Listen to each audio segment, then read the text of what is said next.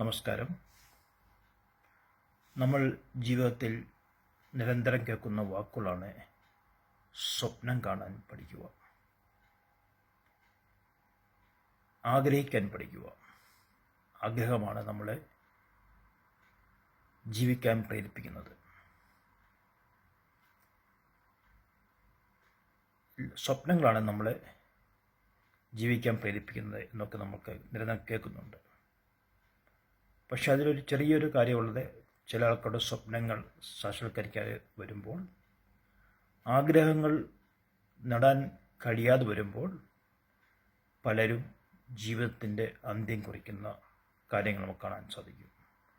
വലിയ സ്വപ്നങ്ങൾ തലയിൽ കൊണ്ടു നടന്നിട്ട് അത് നേടാൻ കഴിയാതെ നിരാശരായി ജീവിതം വഴിമുട്ടി ഒന്നിനും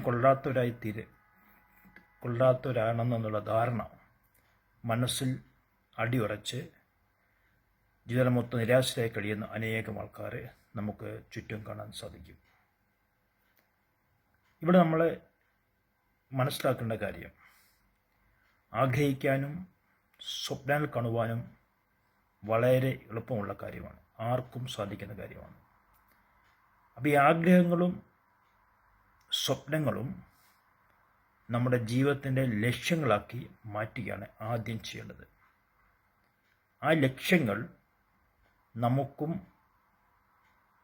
മറ്റുള്ള എല്ലാ ജീവജാലങ്ങൾക്കും മനുഷ്യർക്കും ഉപകാരപ്രദമായി തീരുന്ന ലക്ഷ്യങ്ങളായി മാറുകയും ചെയ്യണം.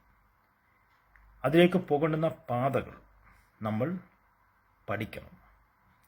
അത് സ്കൂൾ തലത്തിലും അല്ലാതുള്ള രംഗങ്ങളിലും നമ്മൾ കാണുന്ന പ്രകൃതിയെ നമ്മൾ ഗുരുവാക്കി മാറ്റി, പ്രകൃതി നമ്മളിലേക്ക് കടന്നു വന്ന് ബുക്കുകൾ കൂടെയും മനുഷ്യരിലൂടെ കൂടെയും പല രീതിയിൽ കൂടി നമ്മളെ പഠിപ്പിക്കുമ്പോൾ അതുള്ള ആ അനുഭവം നമ്മളെ പഠിച്ച് നമ്മളെ ജീവിതത്തിൻ്റെ ലക്ഷ്യത്തിലേക്ക് നമ്മൾ യാത്ര ചെയ്യുക.